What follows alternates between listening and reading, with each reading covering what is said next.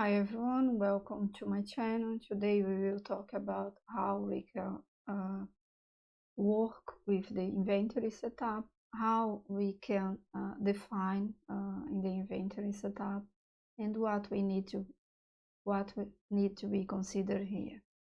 So please subscribe my channel and add your comments. I am more than happy to answer any question that you may have relating to inventory or other items in Business Central.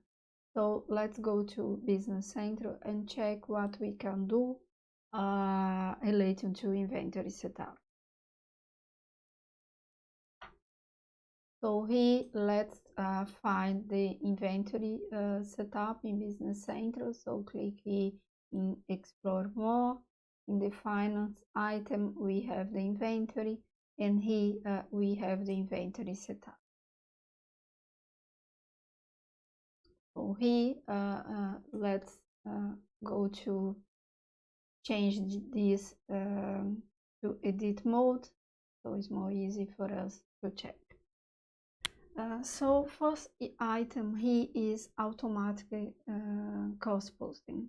So what this means in terms of Business Central.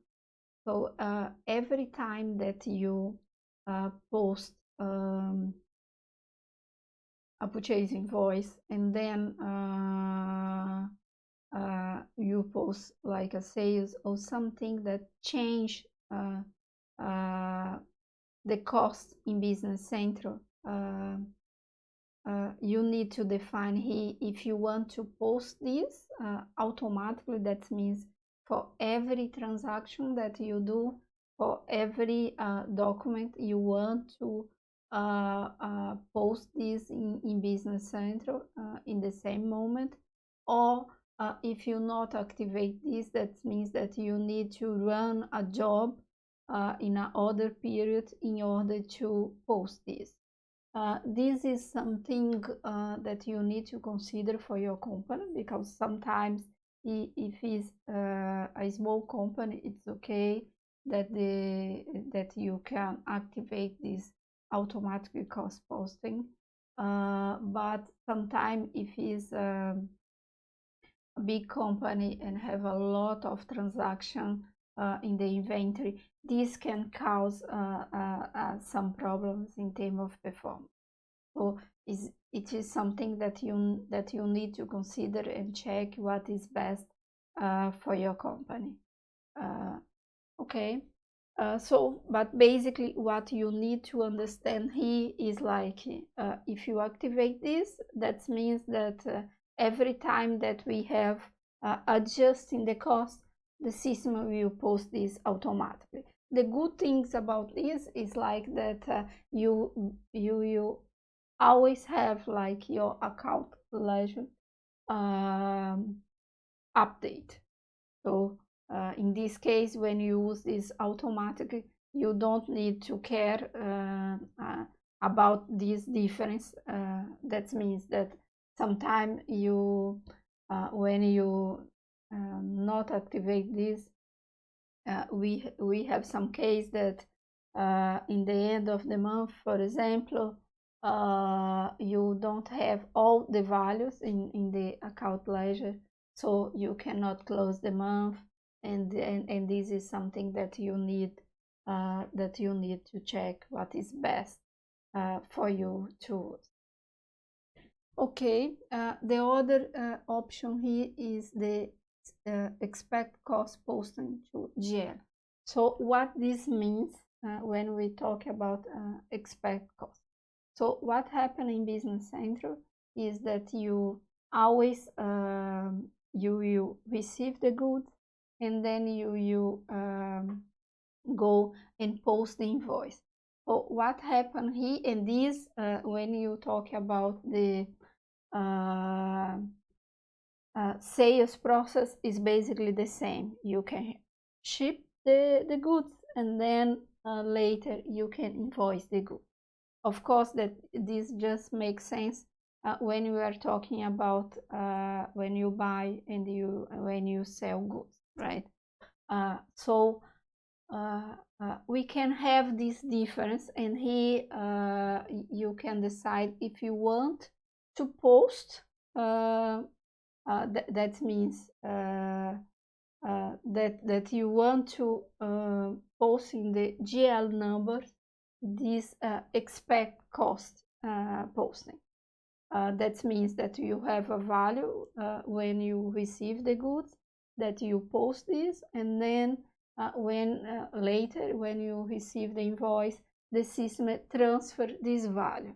The good things here is when you activate this, that you can manage better the cost, right? Because you have your expect cost, and then you adjust this later when you post invoice.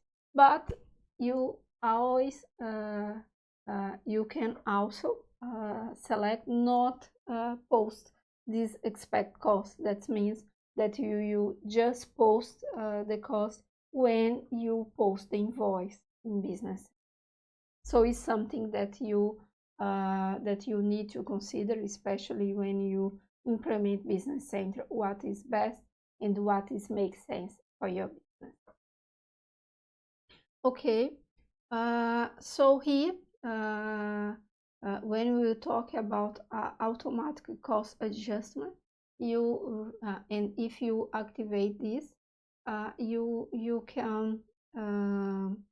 can decide what is the best way for you to do this. So here you can say you always will do this. That means if you post one purchase invoice and then you sell the goods, and then if you go and change the value of the stock of the item, and then if you want to update the cost of the item, is here that you can take a decision how you want to do this. So here you can say that I will always do this, that I can select also that I will never do the adjust cost, and you can say that I will do this in a daily base, in a weekly base, in a month base, in a quarter base, or in a year base. So it's up to you to decide if you want to post this and how you, what frequency you post this. And here also you can select what is your default cost method. That means that every time that you create an item in Business Central, the system will select this cost method. So in this case here, you can see the options that you have. You just have to go here and select what is best for your company.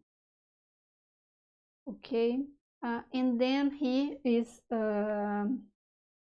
how you calculate the average cost in Business Central.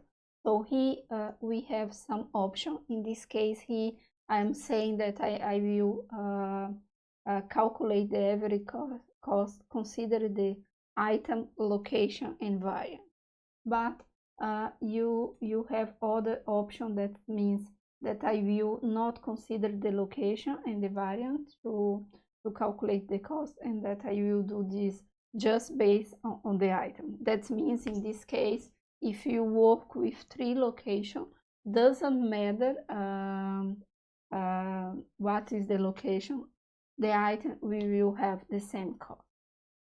So this is something that you need to consider, especially in the countries that have inflation and some tax law also does not accept that you do this based on the item, and basically what you need to consider here is what is the best for your company, and for legal perspective, what is acceptable. But basically, if you consider in Business Central, you have these 2 options. You can calculate this by item, and you can calculate by item, location, and value. Okay, and then here you can select what is the average cost period if you want to calculate this by day, by week, by month, or by account period. Also here you can say you can activate the this field. That means that you can copy the comments from order to shipment. Also here you can copy this from the order. In this case here, the transfer order to the transfer receipt. Okay. Also here you can select if you want to prevent negative inventory.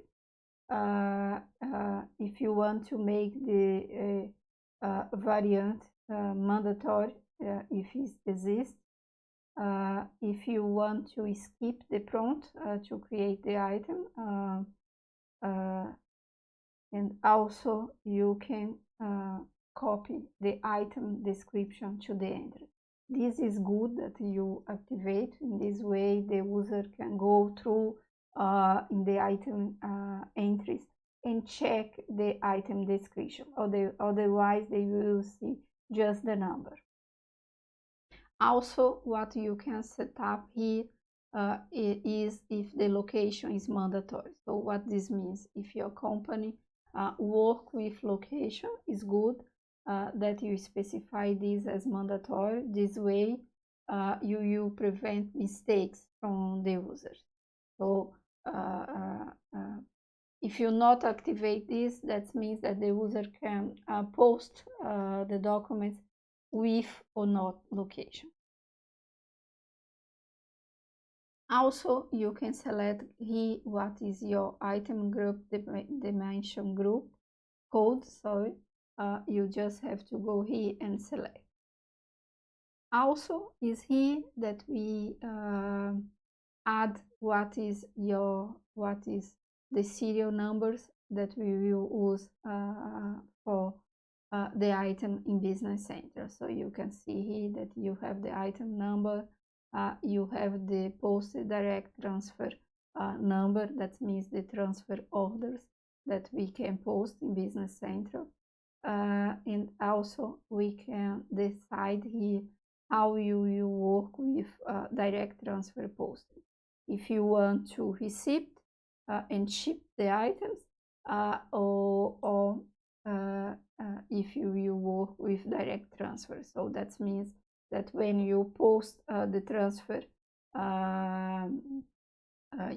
from one location, the other location will receive automatically. Okay, basic is what we can set up here in the inventory setup. In the following videos we will go through every step here, because there are some things here that I explain but is really difficult to understand just with this first explanation.